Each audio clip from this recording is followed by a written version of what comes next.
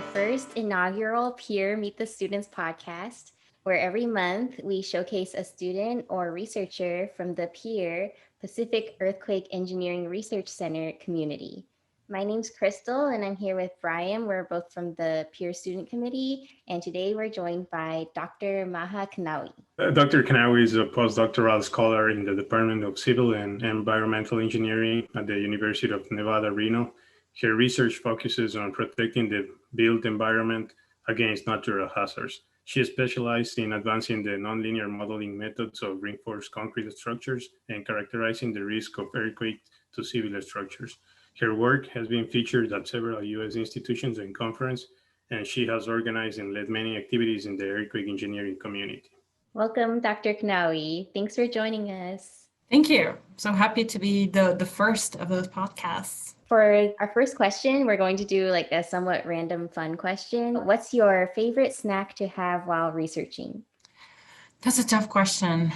Yeah. So I think I have two snacks that I like. Dried mangoes and these Belgian speculoos cookies. And both, you can get both from the dessert section in Trader Joe's. Pretty good. Great choice. Now we're going to get down to the serious questions. The first one is, what made you interested in earthquake engineering? Yeah, so, I don't think I remember ever being actually in an earthquake. So I don't have one of those stories where, I was in an earthquake when I was young. For me, I think it was a gradual pull toward something that was really challenging. So as I was studying in civil engineering and structural engineering specifically, I came across a lot of some of the work that has been done by researchers thinking about earthquakes, thinking about their impacts on structures, thinking about how to model structures computationally to know how they behave in extreme conditions. And that seemed like a really complex and challenging field. And so I was kind of drawn to it in kind of like a Sherlock Holmes way, like, oh, this is really exciting. I want to work on this and figure out how we can improve the ways we do these computational simulations. What are your current research objectives? I think I have a big umbrella where the goal of most of my research is to improve our preparedness, the preparedness of our communities for large and rare earthquakes. So, you think of COVID-19, for example. One might say that the epidemiology field is pretty advanced. However, we were hit with COVID and we had significant disruptions to our lives, despite how prepared we thought we were. So this is really what my research goal is to prepare us for the COVID-19 earthquakes, thinking about, those large and rare events that may not come very often, maybe not even in our lifetimes, but improving the ways we build our infrastructure and the ways we think about the behavior and of our communities in general and the recovery after disasters so that we're prepared for such a rare event. What would you say are your career goals? The way I think about my career is a little bit maybe unconventional. I think I would like a career at the interface of both research and practice. So I love doing research and academia is great, but I felt somewhat isolated from the practice being in academia only. And at the same time, academia is where all the new innovations come out. So I think really I would like to have a career that is kind of in between, that is at the interface, working on developing new technologies to improve our buildings and other structures. And at the same time, translating those and applying them to the practice and finding, doable things to do, right? Because not all research is easily translatable to the practice. So making advancements that are feasible to implement in our practice. We read that you hold several leadership positions within the earthquake engineering community. Could you tell us about them and what drew you to these activities? I think, I wish when I was starting out, or maybe when I was an undergrad student, that someone would have told me how beneficial these activities were. So if any starting graduate students are listening or undergraduate students, find a club or find a professional community and be a part of it. For me, I think I started in maybe second or third year as a grad student. I joined the Student Leadership Council of the Earthquake Engineering Research Institute, that's ERI. And that was a really exciting experience. I got to meet a lot of people. I established all of these connections.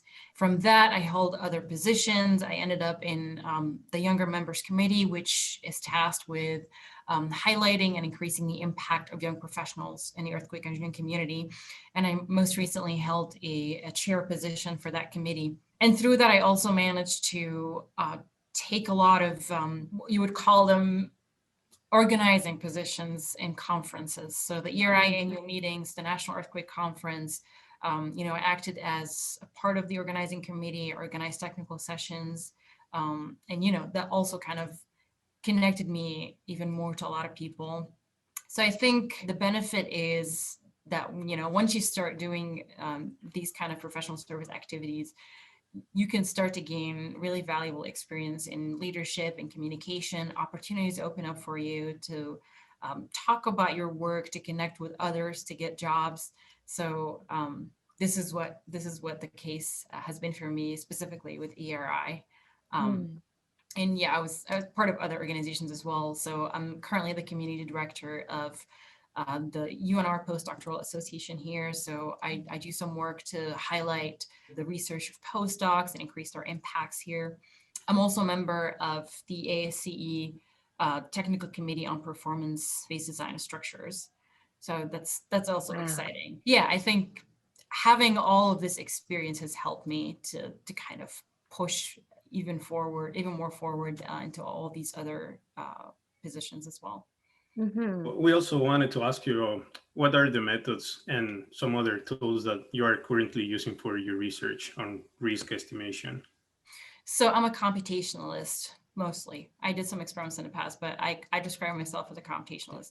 So I think that to understand the impacts of rare and extreme occurrences, we need simulations. We need to supplement the observations that we have in the field with computational simulation. And the more confidence we have in our simulation and the more realistic they are, the more we are able to make probabilistically sound and realistic estimates of the risks we expect from earthquakes, how we can prepare for them, what kind of economic losses, how do we reduce the economic losses. So all of these come from how realistic our estimations are and how much confidence we have in them. And so a lot of the research in earthquake engineering takes different paths in terms of thinking of either, purely probabilistic methods or adding some fancy machine learning into predictions, or just kind of deterministic simulations. So I think my work is kind of around deterministic and probabilistic simulations. So I use advanced simulation methodologies to make sure we're able to predict the performance of structures, specifically as the structures start to get damaged under, say, an extreme earthquake. We want to know how much damage will happen to a structure, how far will the structure go before it collapses or it significantly loses its capacity. And at the same time, maybe we're not going that far. Maybe you'll just have some small amount of damage. But what does that mean in terms of downtime, for example? How much time would it require to be repaired? So I think about advanced modeling of the structural performance of reinforced concrete structures specifically. I also use simulations of fault ruptures. And this comes back to these rare events that we don't have observations for. So I work with brilliant seismologists and geophysicists who provide these simulated earthquake ground motions, which come from very realistic physics-based simulations of fault ruptures. And so when we take these and we apply them to structural models that we hope are realistic enough, then we can get an idea of what a big and rare earthquake can do to our structures.